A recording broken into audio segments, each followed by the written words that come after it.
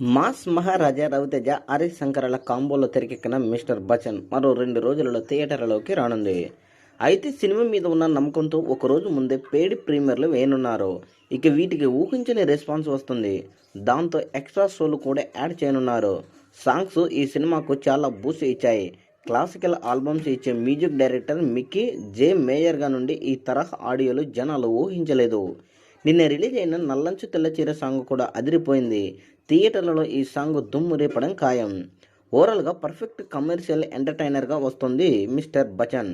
పేరుకే హిందీ రైడ్కు రీమేక్ కానీ హరీష్ శంకర్ చాలా మార్పులు చేసి తీశాడు. రీమేక్ సినిమాలు తీయడంలో హరీష్ ది బెస్ట్ పర్ఫార్మెన్స్ అని చెప్పొచ్చు.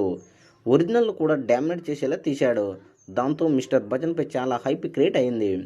ఇక ఈ సినిమా ద్వారా భాగ్యశ్రీ బోర్స్ తెలుగులో హీరోయిన్గా పరిచయం కాబోతుంది. ఈ సినిమాతో ఇప్పటికే తనకు మంచి ఫాలోయింగ్ కూడా వచ్చింది. రిలీజ్ తర్వాత ఆమెకు ఆఫర్లు క్యూ కట్టనున్నాయి. పీపుల్ మీడియా ఫ్యాక్టరీ ఈ సినిమాకు నిర్మించింది. ఈ సంస్థ కూడా సాలిడ్ హిట్ అవసరం కానుంది. అయితే ఈ మిస్టర్ బచ్చన్ ఆ హిట్ ఇచ్చేలా ఉంది.